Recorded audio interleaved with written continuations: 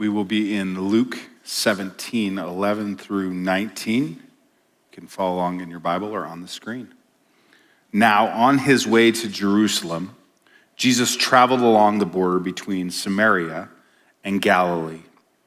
As he was going into a village, 10 men who had leprosy met him. They stood at a distance and called out in a loud voice, "Jesus, Master, have pity on us." When he saw them, he said, "Go show yourselves to the priests." And as they went, they were cleansed. One of them, when he saw he was healed, came back, praising God in a loud voice. He threw himself at Jesus' feet and thanked him. And he was a Samaritan. Jesus asked, "Were not all 10 cleansed? Where are the other 9? Has no one returned to give praise to God except this foreigner?" Then he said to him, "Rise and go. Your faith has made you well." I want to begin this morning by talking about pain. And so I have a bunch of pain stories that I can recollect. One story I might want to tell you is the story of a couple summers ago when I started to have this abdominal pain, and I thought, what's going on? And then all of a sudden I saw some bumps on my stomach, and I thought, that's weird.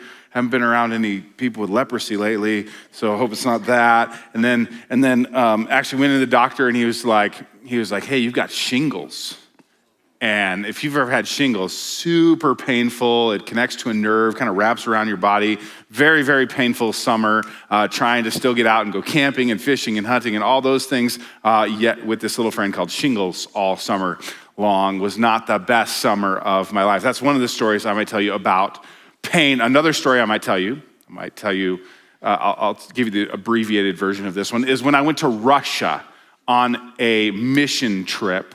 I was a youth pastor at the time, so we went with a bunch of youth and their families, and we got to Moscow, and I was chewing a piece of gum, and a cap on my tooth came off, and I ended up in Russia's medical care system, which isn't great. I'll just let you know. I got a root canal with no anesthetic, okay? It's as bad as you think it was. It was like a horror movie. At one point, I'll spare you all the details, but at one point, this is gonna make somebody like, I leaned over to spit in the spittoon, and there was somebody else's tooth in the spittoon, okay? Yeah, all right. You haven't eaten yet. You haven't had lunch yet. It's okay. That's not even the worst one. I might tell you this story. We spent a whole day riding roller coasters. Once again, I was a youth pastor at the time, riding roller coasters, and something just didn't feel right at the end of the day. It felt like something had dislodged, or like something was hurting in my back and my stomach, and it was weird, and I didn't know what was happening, and so I ended up in such extreme pain that I ended up in the emergency room, and they said, you got a couple kidney stones. I'm like, oh man, how painful is this? And they're like, well, you're gonna give birth to a stone. I'm like, that sounds awful, and it was. And so they gave me a lot of medication, but well, fast forward, because there was 3 of them. So I got through 1, I got through 2. Third one was like a couple years later. All of a sudden, I'm feeling something one morning, and Lori and I, we go to the coffee shop, and we grab some coffee, and I said, hey, Lord, just why don't you, instead of coffee, grab me a tea this morning? She says, why do you want a tea? I'm like, I'm gonna go pass a kidney stone in the bathroom a second, so I don't really want coffee this morning. And this isn't a joke, this is just my life, people. The name of the coffee shop was It's a Grind. I'm just letting you know. It's not even a joke, that's just my life. So, pain stories. Do you have your own pain stories? Now, what's painful for you right now? That's what I wanna ask. What's painful for you right now? What has been painful in a season of life? What has been painful in the past? What's painful right now? I'm gonna give you some categories to think about. One might be physical pain, just like I talked about, right? Maybe you've had some physical pain. Maybe you have some physical pain in your life right now. On Tuesday night, late Tuesday night, Alex Erlenbush texted me and said, hey, you're gonna have to preach this weekend, because Alex was supposed to be preaching today, because I've got COVID. and my son's got COVID. So Alex, we're praying for you and for Sarah and for Aiden this morning. We were supposed to dedicate him at this service, so we'll do that in a couple of weeks. But let's keep Pastor Alex in our prayers, right? Maybe it's something physical, right? We've got a camera op, Josh Rast, who we want to send our love to as well. He's been struggling with cancer, and so we've been trying to rally around him and encourage him. If you want to know more about his story, or if you want to help be part of his GoFundMe, come talk to me or Brandon or Sam or Kevin. We'd love to share with you a little bit more of that story. We know you've got stories like that as well, something physical in your life, some pain, some injury, something going on that is hurting in your body. Maybe it's not bodily, maybe it's emotional. I'll just say this. The mental health crisis right now, we're just seeing the tip of the iceberg. That's what I believe. Like, I'm preparing myself for that as a pastor right now. I'm feeling that as a pastor right now. I've talked personally to two sets of folks who are part of Montana State University, one an RA, and then one just a friend of somebody else. Within the last 7 weeks, there's been 2 suicides at Montana State University. I talked to a guy by the name of Stephen, who helped our band and a bunch of other bands that are calling themselves 406 United. They're a worship collective. They're creating this album, really, really cool. If you want to hear more about that, talk to Brandon. They're actually having a dinner on the 3rd to kind of preview that concert and that album. But the guy who was helping to produce that brought him in from, I believe, Nashville, and his name's Stephen. And he was talking to me about all the churches that he works with, and he said, Brian, I've never seen anything like it.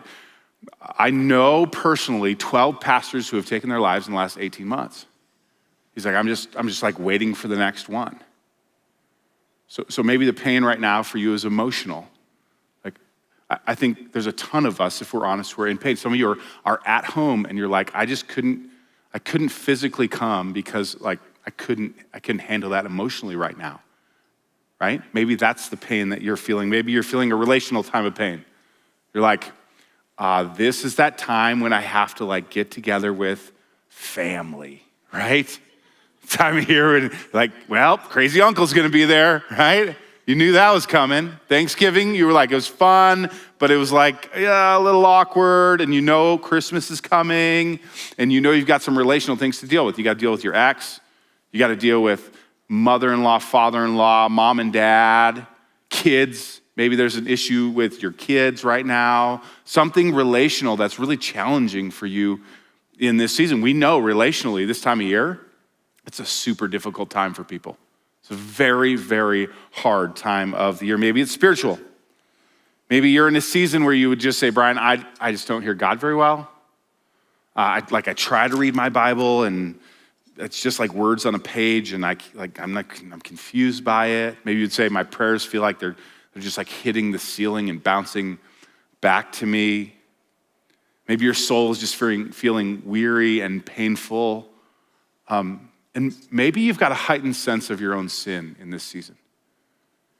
Maybe you're coming to the realization within this series about the gospel, that the gospel comes as good news because of our sin and brokenness in our lives, and you're wrestling with it right now. And there's this deep pain around your sin that you're seeing in your own life, in the life of others, and in the world around you. And I want to enter into that pain as we enter into this story, because we've got 10 lepers who have something in common with us.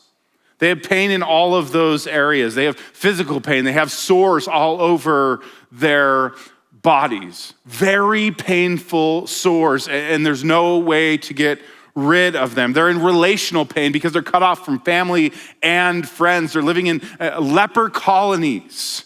Right? They're relegated to leper colonies, so they're feeling a sense of relational pain. They're feeling emotional pain. Can you imagine how lonely that must be? That these folks would be so lonely, these 10 men that are struggling with this physical ailment, and they are cut off from society, that they are intensely lonely. Maybe it's spiritual for them. Like they can't even go to the temple. They're unclean. These folks have to walk into any area that they walk into, and they have to let everybody know in that area that they are unclean. Stay away from me. Even in the passage, they stood at a distance from Jesus, right? They were good at social distancing, ahead of their time, okay? They were in pain, physical, relational, emotional, spiritual. And so we want to enter into this story because I think it can help us understand how we should respond to the good news. Because I've been telling you this throughout this series, Bob and I have been telling you this throughout the series. When you get to the heart of the gospel, you recognize how good it is when you first realize how bad it is. You recognize how great the news is, how amazing the news is, when you come to grips with how painful and hard the bad news is in it first. So let's look at this little story and see what it can teach us about how we should respond to the gospel. Luke 17, 11 through 13, we're just gonna walk through the passage. Now, on his way to Jerusalem, Jesus traveled along the border between Samaria and Galilee. And as they were going into the village, 10 men who had leprosy met him. They stood at a distance and called out in a loud voice, "Jesus, Master, have pity on us." What do you do in the midst of your pain? What do you do in the midst of your suffering? What do you do in the midst of your sin? You cry out to Jesus. You cry out to Jesus. We are separated from God by sin. We are separated from God in our pain, in our anguish, in our weariness. And there's a bunch of different things that we could do. We could go hide out. That's what Adam and Eve did, right? First father and mother, they were like, I don't want to talk to God. I'm going to go hide out. I'm going to go hide out. I don't want to talk to God right now. I don't feel good about this whole sin thing, right? We could isolate from others. We could try to muster up the courage and figure it out ourselves, pull ourselves up by our bootstraps. Or we could cry out to Jesus. These lepers show us the first response when Jesus enters the room.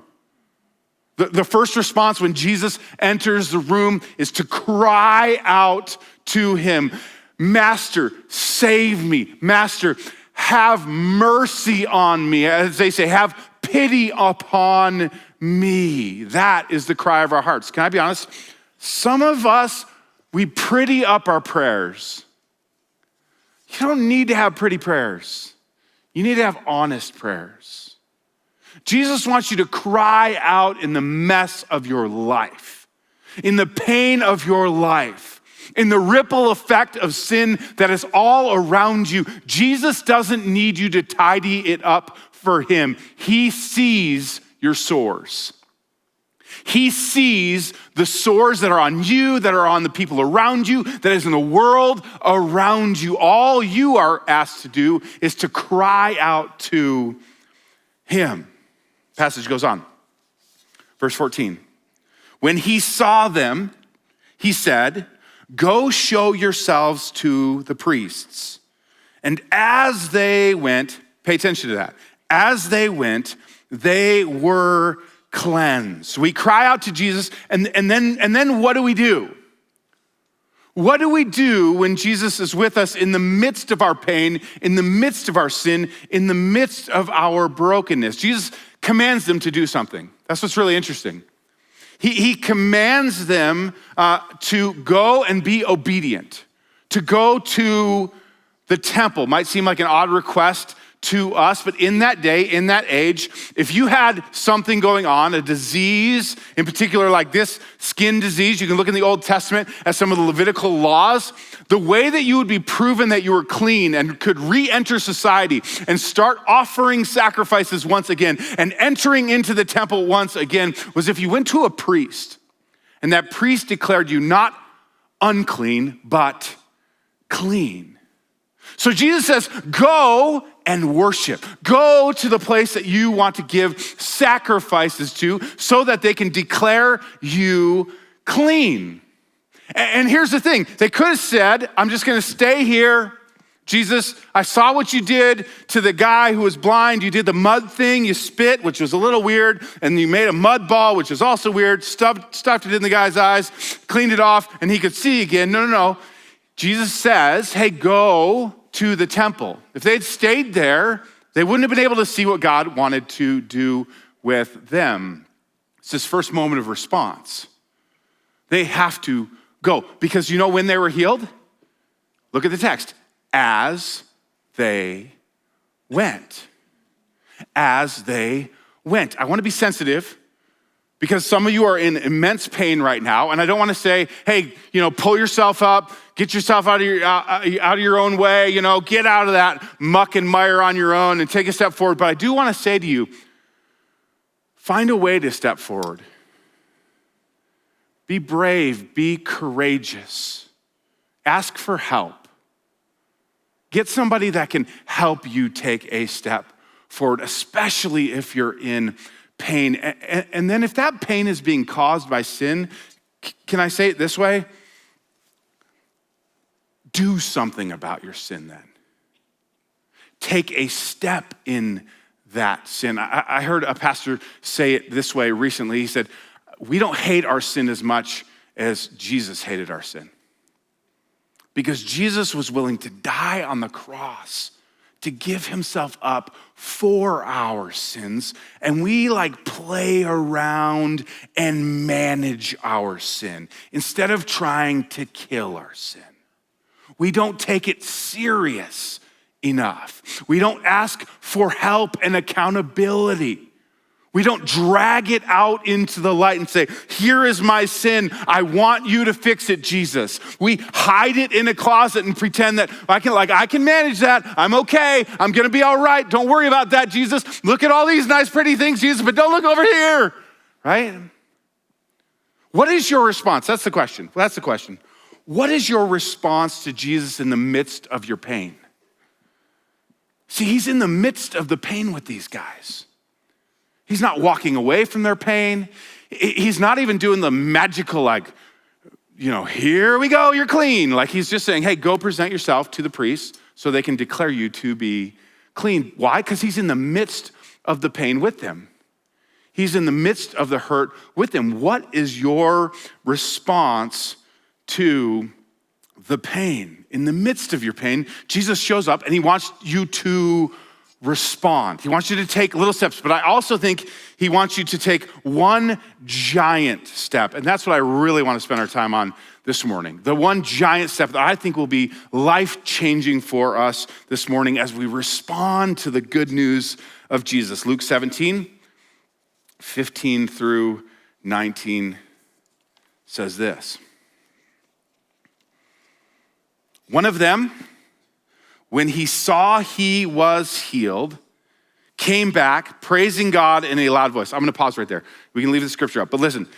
Can you imagine this? He gets halfway to the temple and is like, hey, I ain't got no leprosy anymore. And instead of going to the temple, he's like, I don't care. He goes back to Jesus, which you would kind of think would be the natural inclination, right? Hey, Jesus, I'm coming back to you because you're awesome. And that priest, he just yelled at me a lot, right? I'm gonna go back to you, right? So this is what he does. So one of them, when he saw he was healed, came back praising God in a loud voice. The cry has changed here. Did you notice this? They cried out in a loud voice, Jesus, have mercy on us. He's now praising God with a loud voice in a very, very different way, right? So he threw himself at Jesus' feet and he thanked him. And he was a Samaritan. And Jesus answered, were not all 10 cleansed? Where are the other 9? Has no one returned to give praise to God except this foreigner? Then he said to him, rise and go. Your faith has made you well. Only one of the 10 shows back up. We're in this series called The Gospel for Every One, but 9 don't show up. Only 1 does. 9 don't show up, but only 1 does. So, how would you respond if God miraculously healed you? How would you respond if God miraculously saved you? How would you respond to him? That's what I want us to dwell on, because if you missed the last couple of weeks, please go back to them, but I'm gonna give you a summary, okay? God created, Father, Son, and Holy Spirit created a beautiful, perfect earth. It took 1, 2, 3 chapters of the book for us to mess it all up. We're really, really good at it. I don't even know. We're just great at it, okay? He's great at making things perfect. We're pretty good at messing things up, okay? We break everything. We fall. And we feel the ripple effect of that in our lives, but God has a greater plan. And so 2,000 years ago, Jesus, God in the flesh, shows up and lives a perfect and sinless life. He does things like the story we just talked about. He heals these 10 lepers. He restores the blind their sight. He helps people who can't walk, who haven't walked for years, stand up and walk. And he offers resurrection and new life to all of us. Ultimately going and giving his life on the cross for the sins of everyone, that everyone who would respond would be saved. He doesn't stay in the grave, but 3 days later, he rises from the grave, and we celebrate this every Easter, and we should celebrate a little bit more. I'll get into that in a minute, okay? And we celebrate that Jesus conquered sin and that he conquered death, and he offers to you freely new life in him, and not just today, but forever. In the book of Revelation, we get a glimpse of what's to come, and glory is to come.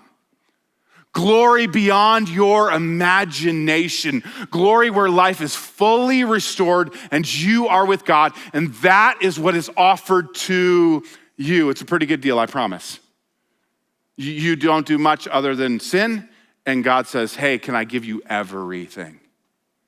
And you say, what? What do you say? Like, what do I say? How do we respond? Here's how we need to respond. We need to respond like the one, right? The gospel response. The good news response is this: more Thanksgiving feasts. More Thanksgiving feasts. I'm just telling you, okay? Listen, let me talk to you about last week. It was so good, you guys. Okay, other than the hey, you gotta preach, and it was Tuesday night, and I'm like, oh, okay, I'll come up with something. Okay, which is what I'm doing right now, okay? I'm coming up with something. All right, now, so last week, it was my buddy's 40th birthday, one of my best friends from college. His wife and him and Lori and I, we all went on our 10-year anniversary together to Hawaii, and we've been through some amazing hard trials in terms of the births of our children, and just incredible things that have drawn us together as great, great, great friends. And it is his 40th birthday. And so Eileen says to us, hey, Matt's having his 40th birthday in Denver. And man, we'd love for you to come. Well, we were like, we can't really do that. And then last second, I'm like, babe, is there any way we could go? I really, really want to go see Matt. I really want to surprise him. Really want to go to his birthday. And so she calls her mom, and God bless you, Mom. I love you. My mother-in-law is so amazing. We'll get to Thanksgiving dinner soon as well, because she's good with my kids and amazing with turkey. So, hey, it's pretty good. So she said, I'll take the kids. So Friday, we drive out to Denver, whirlwind, right? Get there late, stay the night at my parents' house. Next morning, get up, run to IKEA, because when you're in Denver, that's what you got to do. Go to the furniture zoo. Anyway, we get through the furniture zoo, and then we go, and if you know that joke, that's because you've been to IKEA. If you don't, you should go. Okay. Go to my friend's place mid-afternoon, send him a text, hey man, wish I could be there. Heard they have a big party tonight, so bummed. And he doesn't send me anything back, I just send it. We drive around the corner, and I just stand out in front of the house what's up, dude? And he freaked out, right? And he's like, why are you here? I'm like, dude, we drove for you. That's what friends do.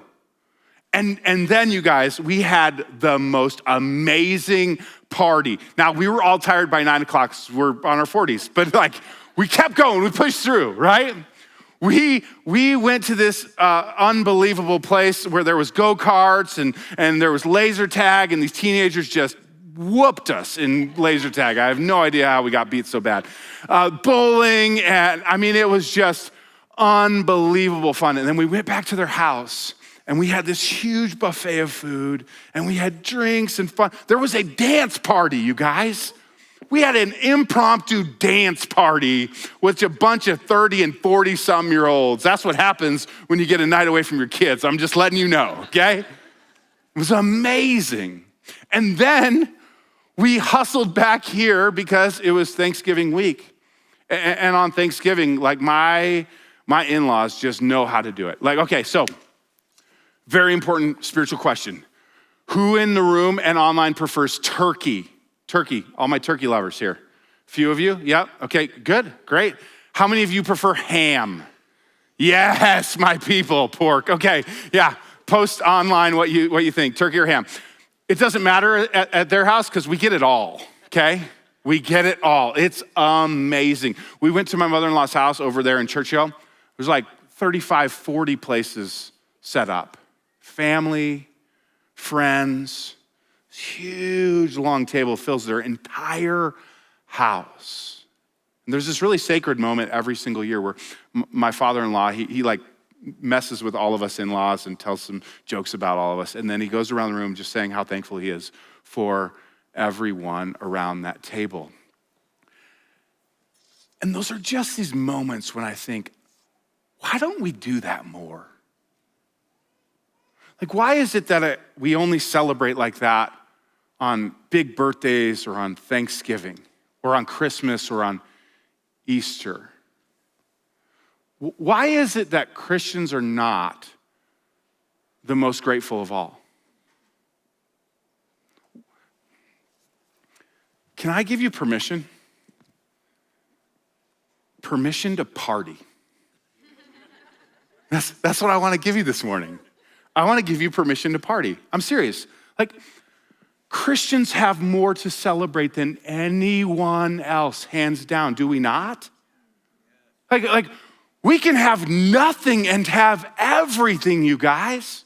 Like, that's the secret to life. People can have everything and have nothing. We can have nothing and have everything. Our natural response should be one of gratitude, one of Thanksgiving. We should be the ones who party like rock stars, right? Like, I did this sermon back in the day up in Big Sky, and the sermon was titled this, Bring Better Wine, okay? Don't be the chip guy. Do you know what I'm talking about? Like, hey, everybody's bringing food. What are you bringing? Chips and salsa to Thanksgiving. Are you serious, dude? Now, I know a few of your college students, you're like, that's all I can afford. That's fine, dude, that's fine. Someday when you get a little more money, buy the nice wine and bring it. And some of you are like, oh, hey now, alcohol. Careful, Pastor Brian. I'm a Baptist. Okay, all right. If you have an alcohol problem, you shouldn't drink. Seriously. Like, your sin, if your sin, right, is an addiction to alcohol, you should kill that. You should drag it out in the open and kill it, okay? But, do you know what Jesus' first miracle was? Anybody? He turned water into wine. Like, I'm just telling you. Like, you're like, I don't like it when you preach about that kind of wine stuff, Brian. I'm like, take it up with Jesus, okay? Because Jesus shows up to a wedding feast, right? This is a precursor to everything. Like, this is what Jesus is all about. He shows up to a wedding feast. His mother says, hey, they ran out of wine. And Jesus is like, not my time, not my time. So he's like, no, it's your time. Mama says, it's your time, okay? He says, okay, fill up all these vats. And he turns water into wine. Why? Because Jesus brings the better wine. That's what he does. Like, he makes life tangibly better. Like, it's not a mistake that in the book of Psalms, Psalm 34, it says, taste and see that the Lord is good. taste and see that the Lord is good. Don't just think about nice thoughts about Jesus. Like, taste and see that the Lord is good. Christians should be those who just say, hey, we know the richness of life, the fullness of life, and we bring it to everywhere we go because we live in such a posture of gratitude. Like, our whole life is a life of gratitude. We don't deserve this life. There was a study done in 2017. It's called the Gratitude Project. You can look this up later. It's really cool. A very well-known college did this study of about 300 mostly students who had come in for counseling help. They wanted to get some counseling. They weren't doing great, needed some help. And so in the midst of this, they said, hey, let's do a study, a gratitude study. And so what they did was they randomly assigned a third, and a third, 100, 100, and 100 to do different things. So the first 100, they said, hey, go to counseling and just do whatever the counselor says and just come to counseling. And so that group just came to counseling. The second 100, they said, hey, come to counseling, and then we want you to journal about your emotions, what you're thinking, what you're feeling, all of that. And then the third, they said, hey, we want you to come to counseling, and then we want you to do something weird. We want you to write one thank you letter every week. And they wanted to see what would happen. Well, after week 1, not much happened. After week 2, a little bit happened. After week 3, that third group that wrote the thank you letters, like the way they were talking in the counseling sessions was way more positive than the other 200. By week 4, through week 12, they could measure brain activity, and the brain activity was significantly different from the 100 that were writing thank you letters every week than the other 200 that were doing really important and good things. They were all getting more healthy, but these folks were getting more healthy than anybody else. Do you know why? We were wired for this, you guys. We were wired for gratitude. We were wired for thanksgiving. We spend way too much time complaining.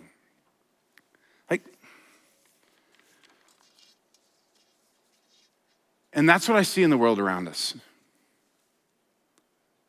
I see so much bitterness and anger and complaining. I see so much judgment. I see so much of us looking at other people's lives and envying their lives and being ungrateful for what we don't have rather than grateful for what we do have. So I would challenge us. I would say, our response to the gospel reveals our understanding of the gospel. Our response to the gospel reveals our understanding of the gospel. How we respond to the good news of Jesus, that Jesus saved us from sin, death, ourselves, pain, it reveals how we understand the gospel for everyone.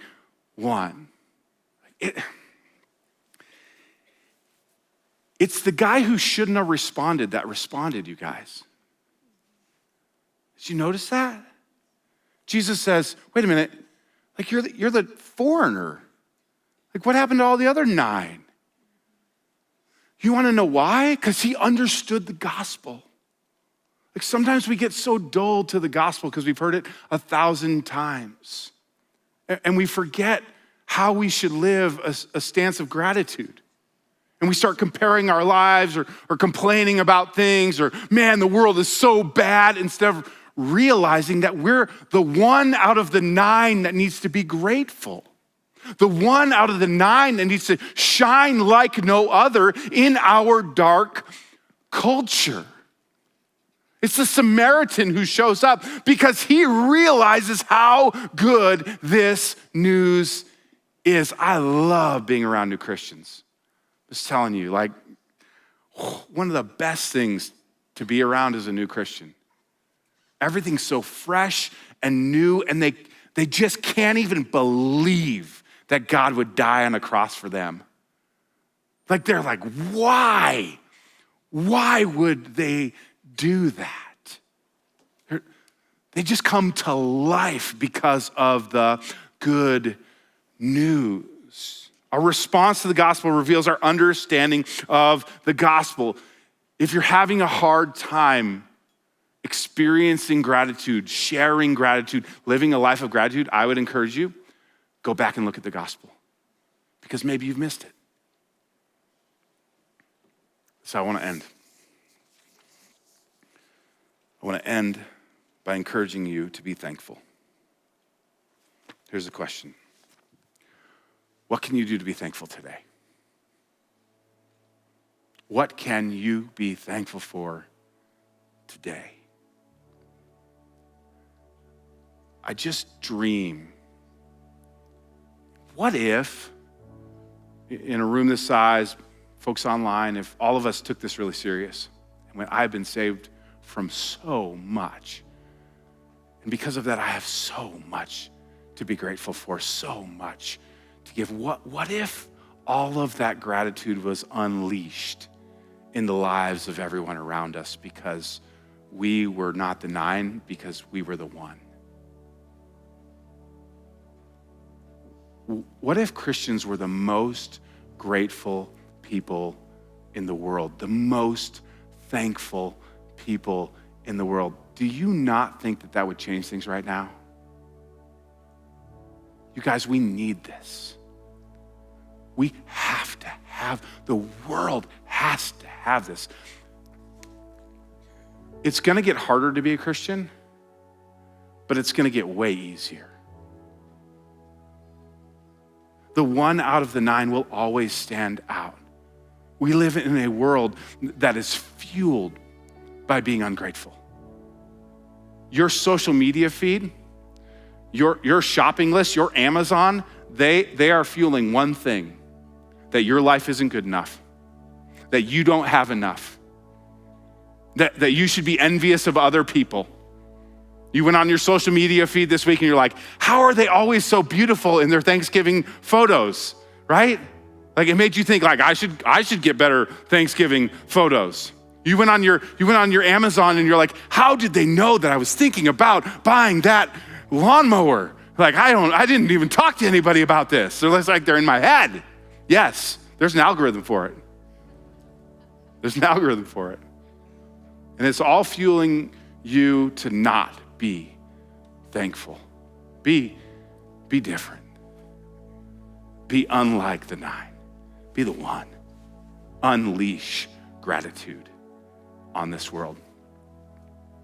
Here's what I want us to do. I want us just to close our eyes, and I want us to have a little mini Thanksgiving feast, because I want you to get a taste of what you can do all the time. I want you to think about the things you can be grateful for right now. Maybe it's your family. Maybe it's your friend.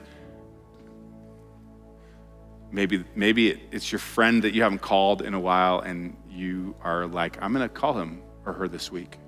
I'm gonna thank him for being my friend. Maybe you are grateful for the views here in this valley, for the mountains that surround us. Maybe you're thankful for this morning, a moment where life outside just kind of melts away and you can connect with God, listen for his voice, sing songs to him. Maybe you can consider Jesus' death on the cross, Jesus rising from the grave, and Jesus preparing a feast for us someday.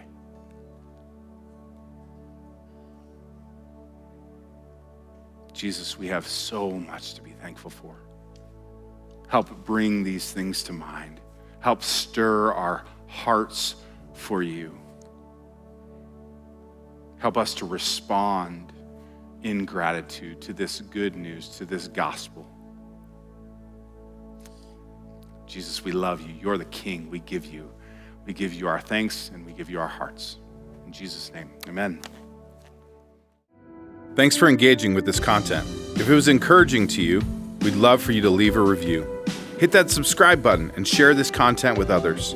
We'd also love to connect with you. The best place to do that is journeyweb.net. Don't forget to follow us on YouTube, Facebook, and Instagram. Just search Journey Church Bozeman and you'll find us there.